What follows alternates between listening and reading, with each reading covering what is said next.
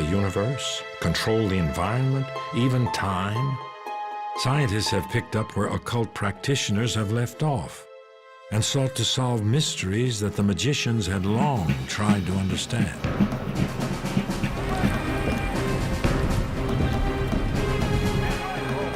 March 17, 1863. John Pelham leads his company into the Battle of Kelly's Ford on a field in Virginia. Pelham was famed for his courage, but this was to be his final battle. More than a century later in Chicago, Illinois, Margaret Barrett feels a searing pain in her head. Could this nurse from the Midwest and a Civil War major have some connection? Margaret believes she was the major in a past life. When people have an experience of a past life, the truth is unshakable. It's a self-evident truth, and anybody could doubt the existence of that past life. But the people who have had the experience, you're not going to shake that truth from them. They know. Most believe otherwise, but men like Isaac Newton, Galileo, Carl Jung are responsible for creating some of science's biggest breakthroughs that were once considered mystical. Now, how do you know some of the things we now regard as supernatural and inconceivable may turn out to be perfectly valid, legitimate science 50 years from now? Ever since the Renaissance, scientists have pushed far beyond accepted boundaries. Before the age of technology, scientists relied on belief and intuition. The original occultists believed the universe was a field of consciousness that they could access to decipher the work of the gods. We think we are separate from each other. We're actually just part of one great universe. And that was a kind of core idea that the occult magicians had. They expressed it beautifully at one point by saying, as above, so below. It really means that wherever you look, the patterns will be the same at the microscopic level, at our level, and at the cosmic level. These magicians believed that the universe and the mind were linked, a connection that quantum physicists are still trying to prove. And people find this very exciting, the overlay between the way the brain works and the way the universe works. But other New Age practices like channeling and exploring past lives are not accepted. All these experiences that are claimed to be occult sometimes originate in the brain from brain pathology. And this makes you wonder about all of these phenomena, what's causing them. Just because you find that people with temporal lobe seizures experience God doesn't negate the idea of God.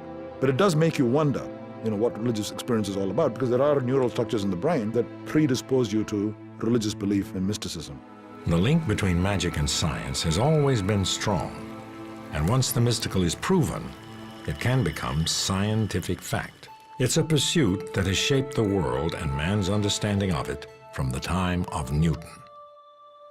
Isaac Newton was born in the 17th century, when man still believed the cosmos revolved around the earth. He is known both as the father of modern science and the last of the great magicians. Newton was an extraordinary intellect. He was able to concentrate for endless hours, and sometimes it seemed days on an issue. He could keep in mind all of the parts. Newton vividly imagined his theories and only later backed them up with experiments, a practice now known as an altered state of consciousness. People can do this by running or exercising. People can do it by fasting. People can do it by drinking or drugging. People can do it by prayer or meditation. There are many, hypnotism, there are many venerable practices over thousands of years where people have altered their state of consciousness. Well, I think creativity really requires something like the acceptance of intuition, acceptance of inspiration as the starting point for ideas that turn out to be profound, important, and even scientific ideas. If you open yourself to the cosmos, you will be filled with new knowledge. Newton was trying to build on the theories of a man who died in 1642, the same year he was born, Galileo. Galileo was mapping the stars. By then, astrology was a centuries-old science. Ancient mystery schools, and let's say Egyptians as well as Pythagoreans, their aim would have been to connect to the gods and implore them to do something, and then the gods, being powerful, would do the thing. Galileo was not trying to contact the gods. He was trying to explain their work. During the Renaissance, scientists followed the teachings of Aristotle. The work of this 3rd century BC Greek were the theories accepted by the Catholic Church. The idea of motion was extremely different from what we presently understand.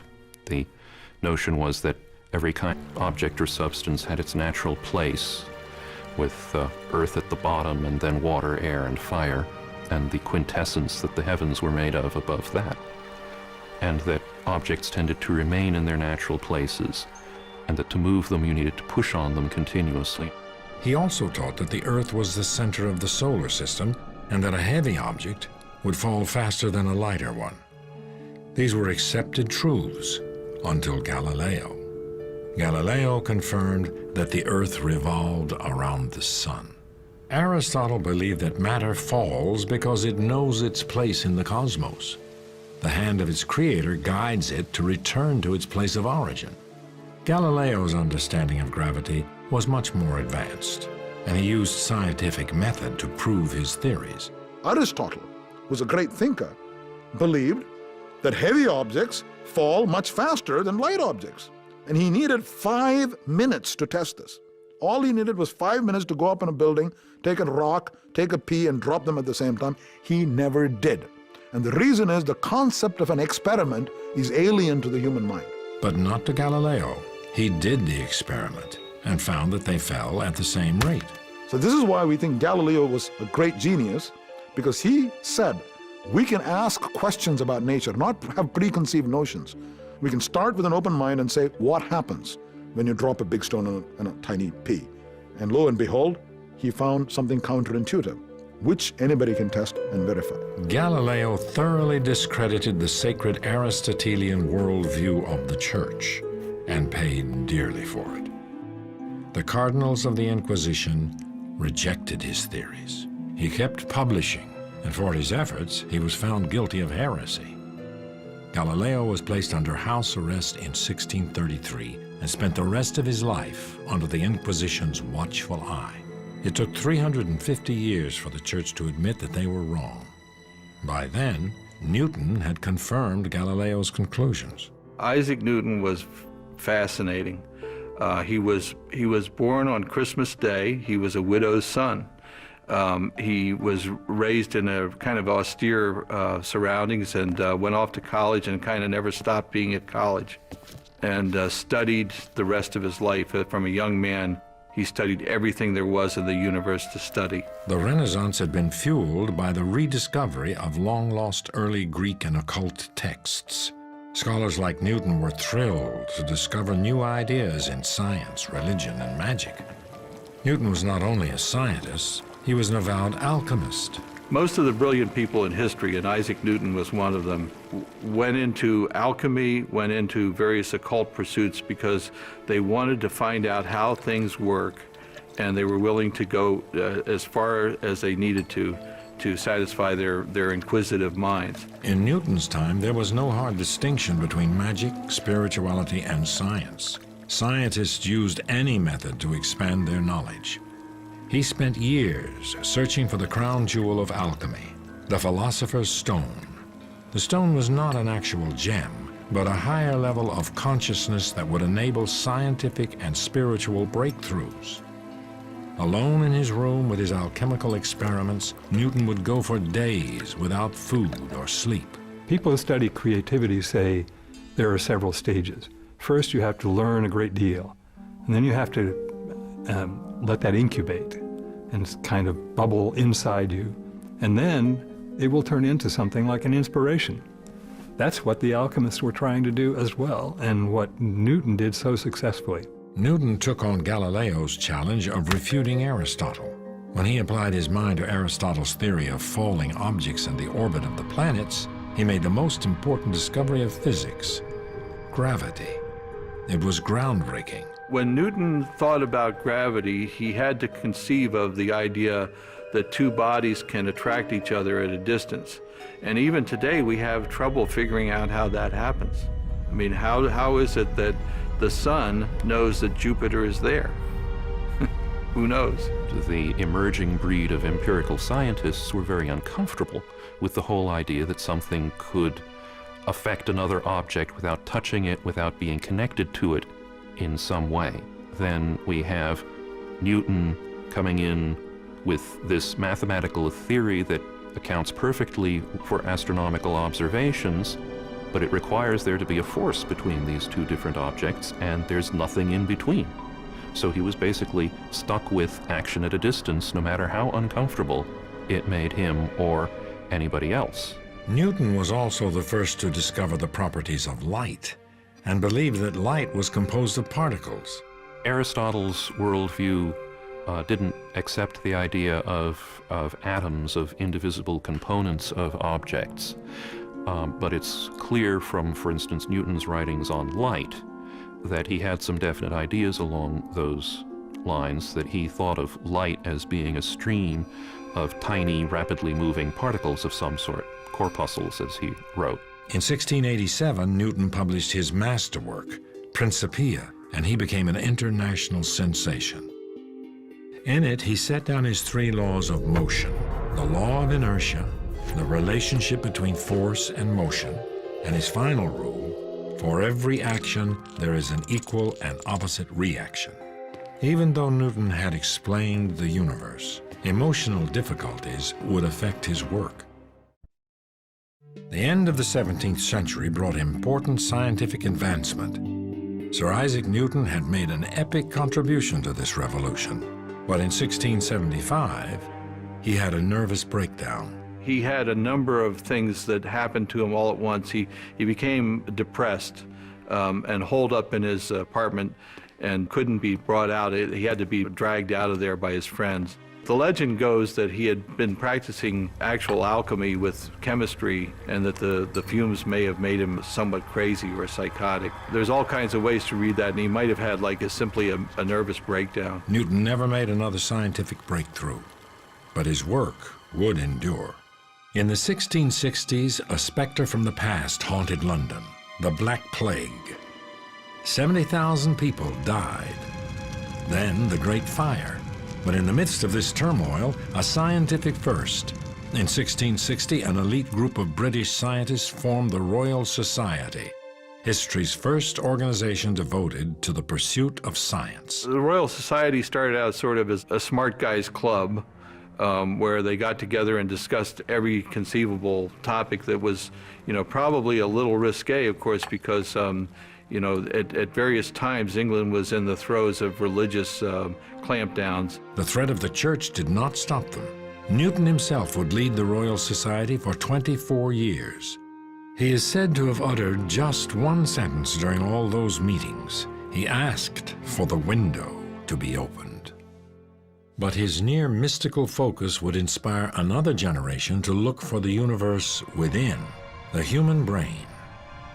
On its surface, a well-tuned machine of neurons and nerves perfectly synchronized for movement, learning, even defense. But there is more to the brain than just electric impulses. This remarkable organ contains people's thoughts, their past. Some would say it holds the soul. Newton's discovery of gravity transformed the way science understood the universe.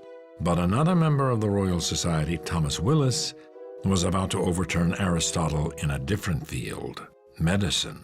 Willis began the first scientific exploration of the brain and its elusive software, the mind. Thomas Willis was an English physician, and he figured out how to study the brain, which was a tough thing to do because the brain would dissolve in mere hours after death.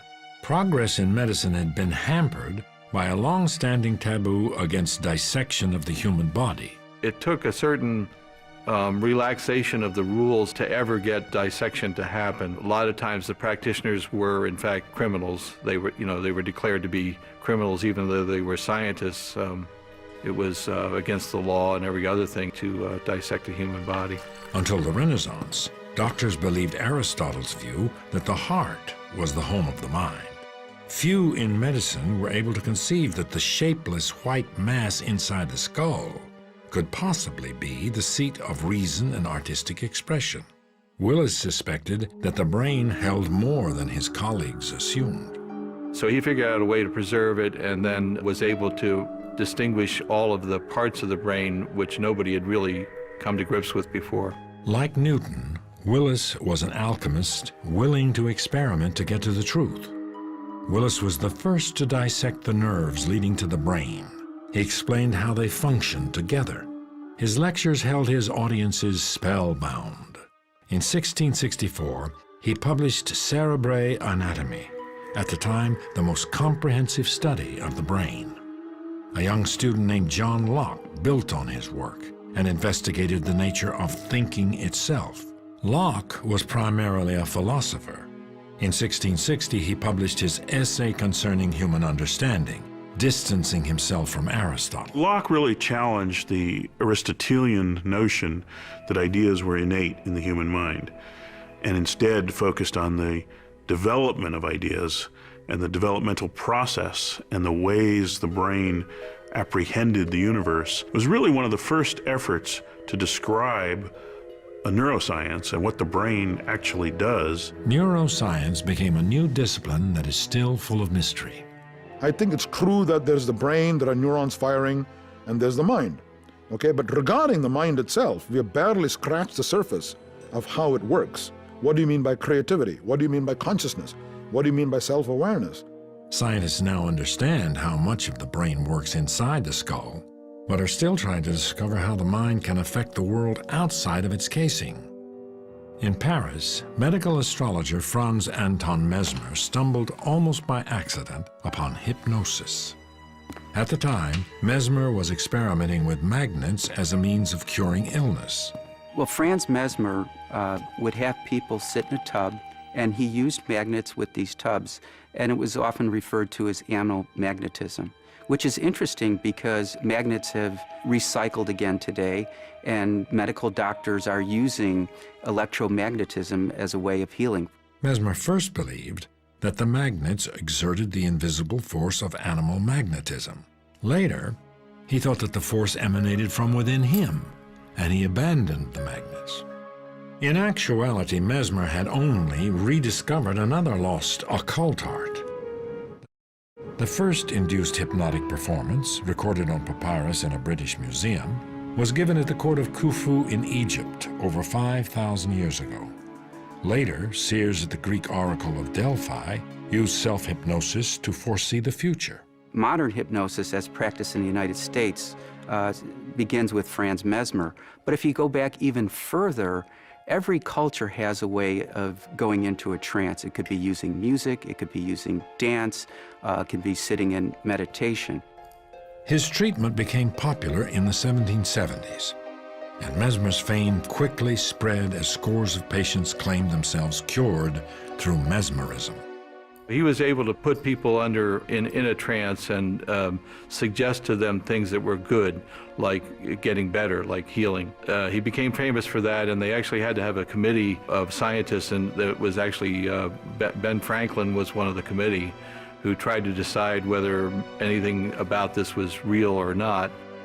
They said, well, mesmerism works, but we think it works because of the imagination. Not some other operative principle.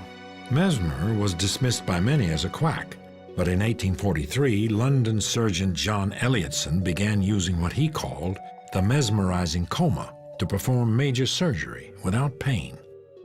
Anesthesia had yet to be invented, and Elliotson's technique resulted in more than 300 successful operations. Mesmer's influence was short-lived. With the discovery of ether, hypnosis was once again dismissed by traditional medicine. So rather than pick up on the idea that our beliefs can help us heal and help us recover, it discounted the work of Mesmer. But he had laid the foundation for modern hypnosis, a practice that is now accepted as a form of treatment by the medical establishment. Hypnosis relies on suggestibility, imagination. Our bodies can't distinguish between a real and imagined experience. For example, there was a recent study done with anger and heart disease. How researchers got people angry is they had them imagine situations that made them angry. And so just as they imagined themselves angry, their body responded, as if they were actually had reason, cause to be angry, and there was a change that they were able to identify. But the real beauty of this experiment was the power of the imagination. Our imaginations can make us angry, or our imaginations can make us happy and peaceful. Whether we're angry or whether we're happy is our choice. An entire field of alternative medicine has developed that utilizes imagining techniques to promote healing. There are over 22 studies done on visualization and cancer healing. 18 of those studies conclusively shows visualization helps fight cancer. It's no surprise. Obviously, the brain regulates our bodily functions. So if you could influence the brain, either through meditation, through developing certain frequencies of brain waves, through introducing images and ideas, of course you're going to be able to have an effect on the materiality of disease and the efficacy of medicine. Scientists have thoroughly studied the phenomenon, but remain unsure why and how it works. There are two criteria when you encounter a new phenomenon. One is, does it fit the big picture of what we know in science or about the mind, right? Two is it repeatable? Hypnosis is rejected for the first reason, which is not a good reason to reject something. Namely, how does it fit into what we understand about the brain and mind? What is this hypnosis business? How can you enter somebody else's mind and make him wiggle his hand or do silly things? It doesn't make any sense. Reject it. But the second criterion, repeatability. It's very repeatable. You can do it on hundreds of people. And that's been staring at us for over 100 years. We know it's a perfectly valid, legitimate phenomenon. We just don't have an explanation for it. Before Mesmer, doctors had struggled for centuries to understand the problems they saw in their patients that could not be explained with existing medical science. Conditions like insanity and hysteria were treated using a vast array of misguided cures, from leeches to exorcisms. Things like what we now call schizophrenia or depression, those kinds of things looked like some kind of infection by demons. No one ever thought the brain could be their source.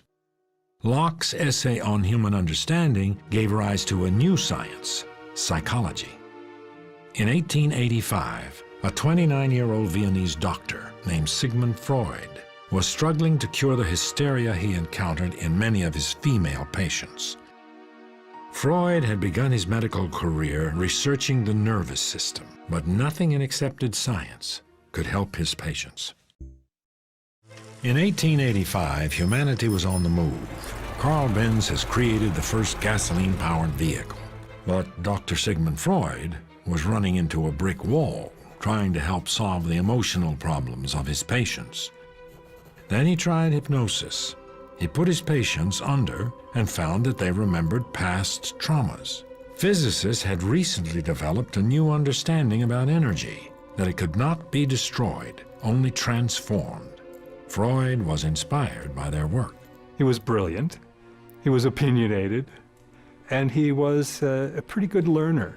So he was looking around and he saw the systemized knowledge that was coming into force in what was called natural science, eventually became physics. He just lifted those metaphors out, put them into the psyche. Freud discovered the unconscious. Freud saw the human personality as a psychic energy system. Energy that was not expressed consciously was diverted into the patient's unconscious, where it created neurosis. Freud identified repressed sexual energy as the root cause of all mental illness. And his ideas are still very much in force. We still think about our deepest motivations being hidden and supplanted by replacement motives and so forth. That's a Freudian extrapolation of the physics model into a psychic domain. Freud invented psychoanalysis as a method for releasing the sexual traumas buried in the unconscious. This was the new frontier of the study of consciousness. And though much of Freud's work would eventually fall out of favor, his work provided the foundation for modern psychology. The conservative Freud would never have identified himself as an occultist, but one of his followers would prove to be both a pioneer in the field and an occult practitioner. He wanted to know everything about everything. He read everything. He traveled to Africa. He traveled to India. He traveled to America. He was somebody who had a voracious appetite for experience and for trying to understand the psyche in all times and places and all locations on the globe. Carl Jung was born 10 years before Freud invented psychoanalysis. The son of a minister, Jung conducted experiments in spiritualism. He became a psychologist to explore the dimensions of the mind, but never lost his lifelong fascination with the occult. His hero, Freud, became both a mentor and his nemesis. He didn't meet Freud until 1907, and when they met, they spoke for 13 hours straight. And one of the things that came up was the occult. Jung had been a defender of Freud's sexual theory of hysteria before they met. He'd been a public defender of that, but he didn't believe the sexual theory explained everything.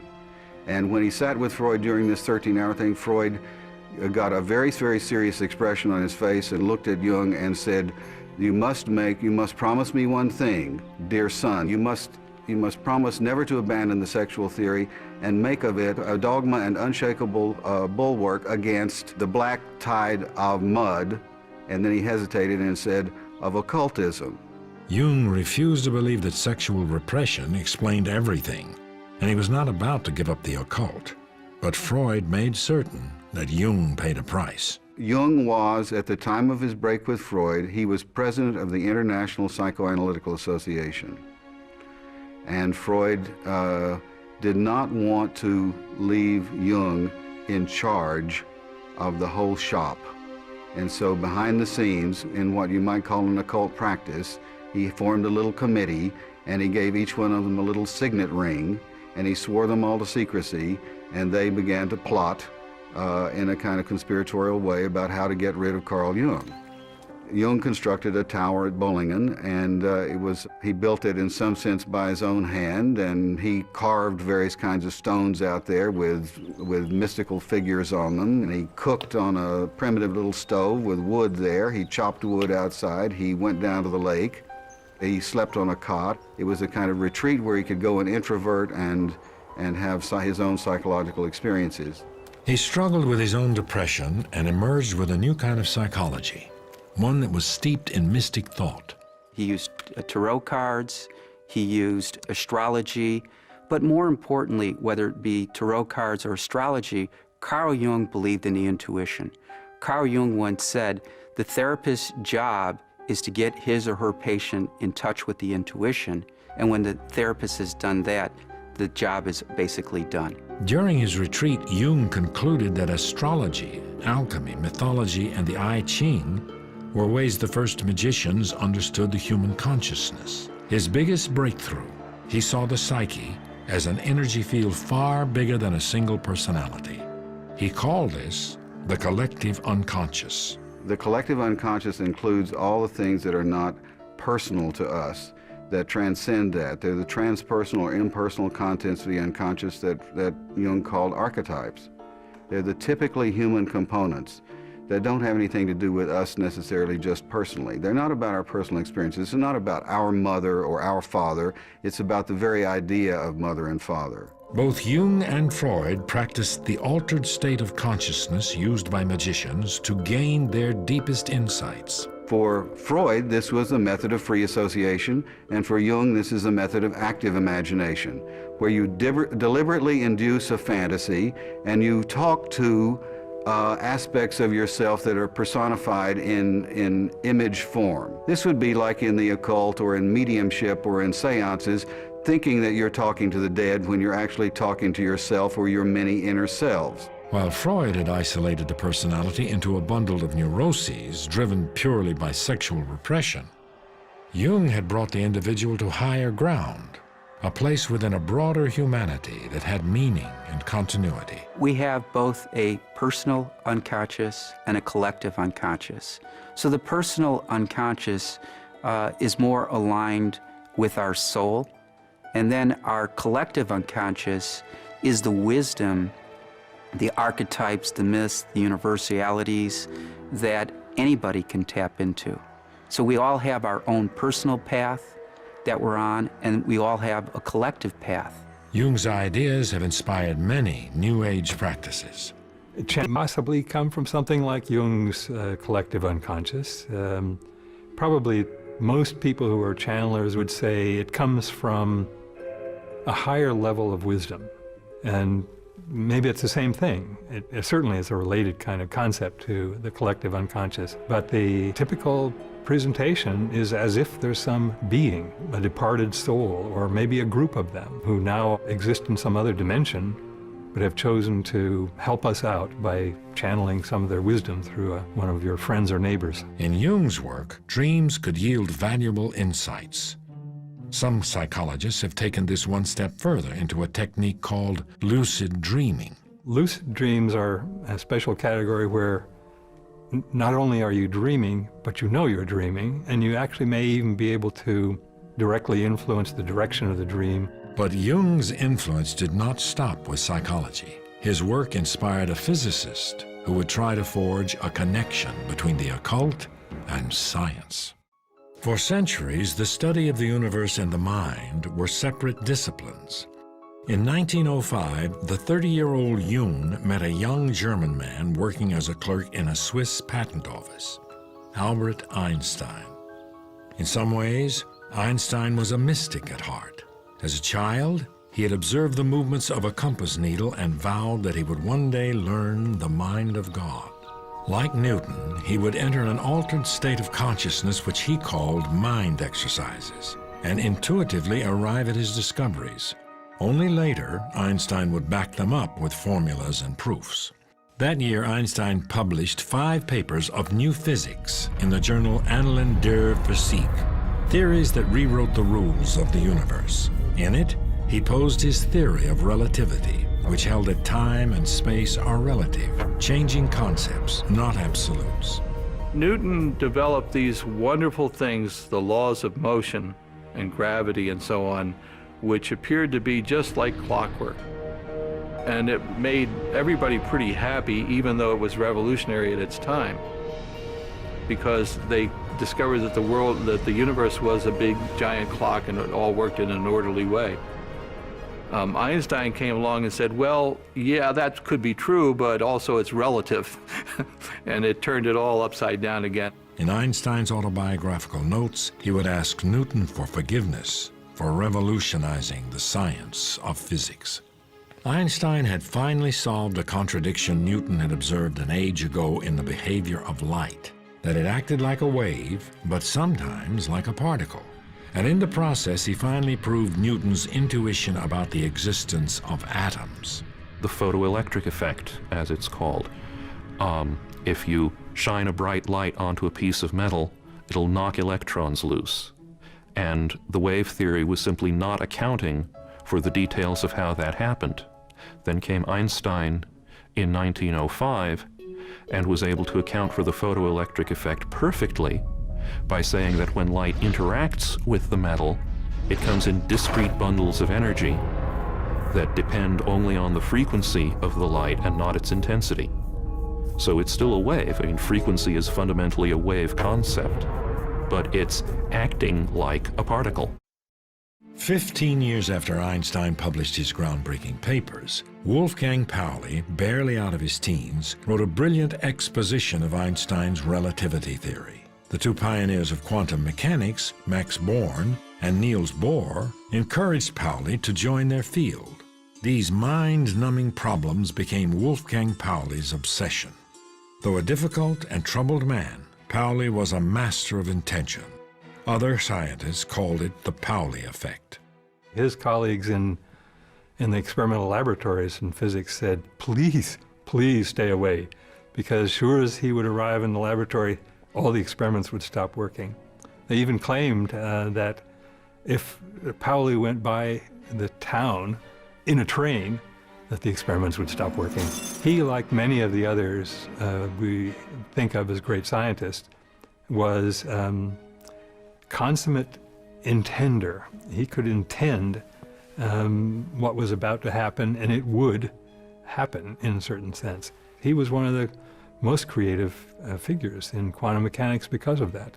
Pauli, like Newton, fell deep into this work, and eventually he had a mental collapse. In 1948, he went to the newly created C.G. Jung Institute to seek help from the now famous psychologist. As he walked into the room, the Pauli effect occurred. A vase suddenly fell to the floor. Both men would later say that when the vase shattered, they recognized their destiny. Together, they would try to comprehend the universe using both physics and psychology.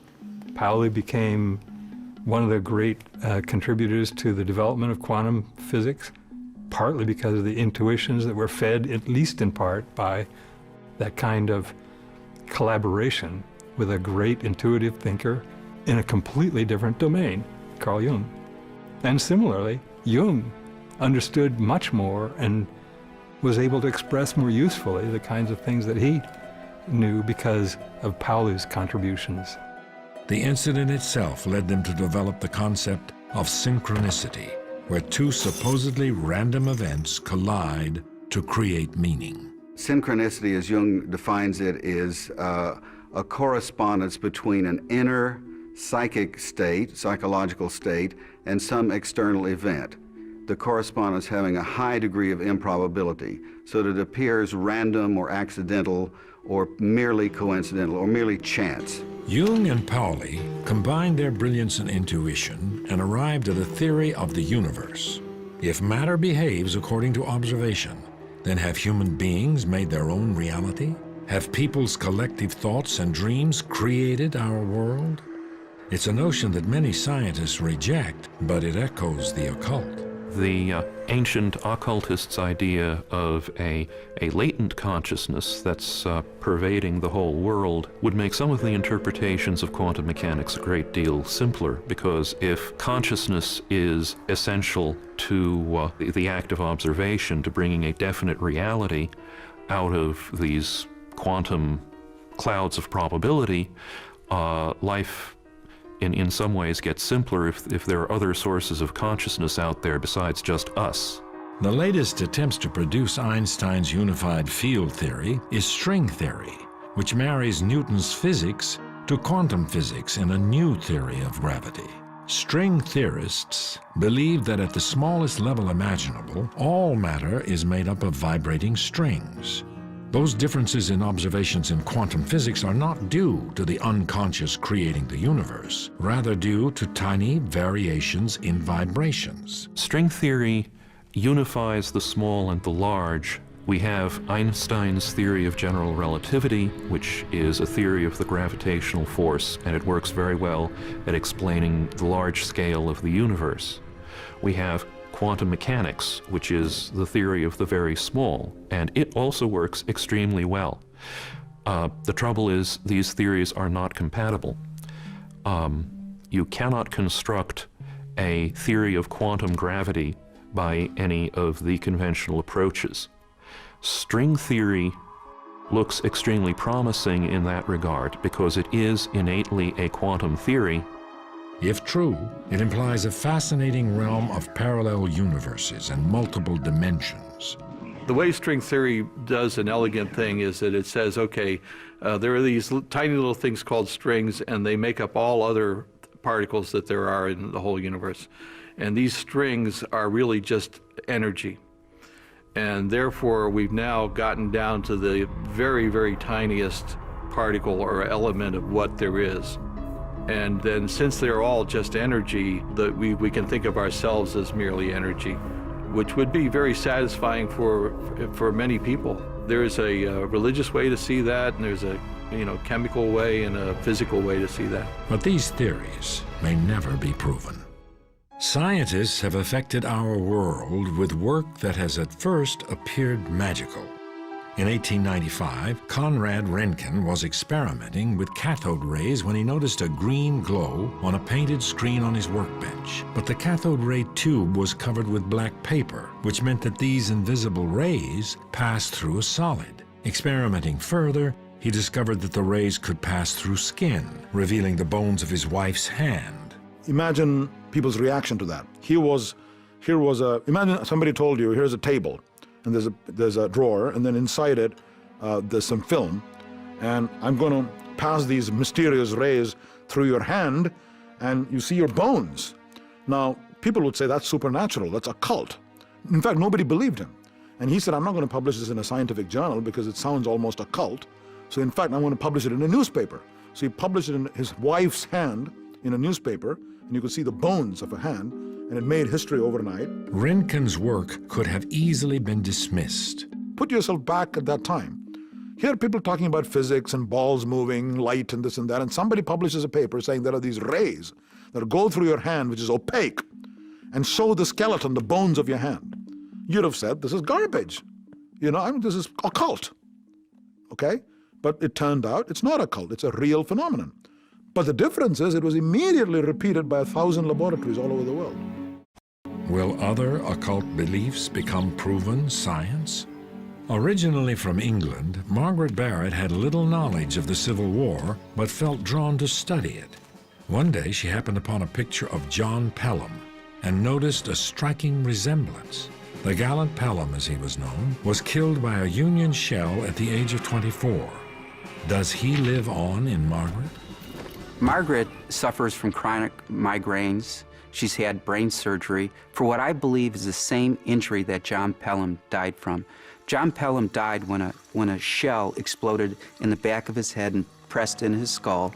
And Margaret has had the same problem through which she's had brain surgery. So what is to be made of Margaret's belief in the apparent connection between Pelham's death and her condition? When I do a past life regression, the first thing I do is try and create a bridge. The bridge is some connection from the current life to a past life. It could be a fear, a phobia, it could be a job, a relationship. It really doesn't matter. Sometimes even had dreams turn into be bridges into the past life. So once I do a thorough history, then I start to hypnotize a person. So what we try and do with a past life regression is help people learn from their previous lives so they don't make the same mistakes in their current life. Are we left with imprints of those who lived before us? We have this action and intelligence at a distance. The thing is, we have to connect to it. We have to be conscious of this possibility. Will discovering past lives someday be as commonplace as X-rays? Most scientists reject the idea. In the case of Röntgen, you did the experiment, everybody could repeat it, we accept it. In the case of Galileo's small stone and big stone, any child can go and repeat it. But that's not always true. Let's take velocity of light, and Einstein said it's finite. It took very, very detailed quantitative experiments to prove that was correct. You can't just do it quickly. Maybe some of these phenomena are so elusive and so tiny that it's going to take ages to disprove. But this sounds like a cop-out to me. It just doesn't have a ring of truth. If you can't test a proposition, there's no way of testing it. It's not even part of our knowledge. It's as good as gibberish. Some explain past lives as simple associations. And you say, well, I have seen this before, and yet I couldn't have. How is that possible? Well, maybe it was my previous birth. That's the only way this could have happened. Because there's no way I could have met you, for example, prior to this evening, but I have this distinct feeling of having met you. How is that possible?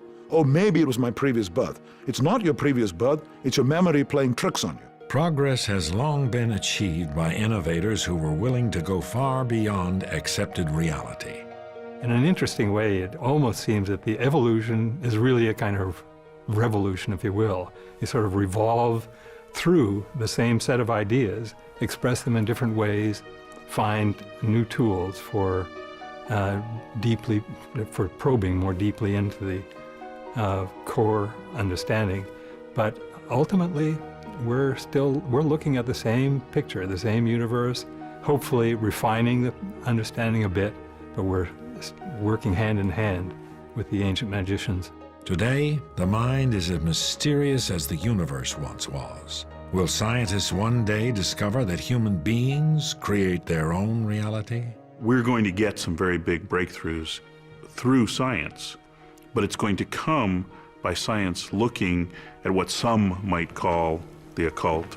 There are certain things that I find very interesting in New Age beliefs because I think they make explicit things that science just hasn't gotten to yet. I think everything that we don't have a scientific explanation for today, we will eventually have a scientific explanation for. Only time will tell what breakthroughs are in store at the crossroads of science and the occult.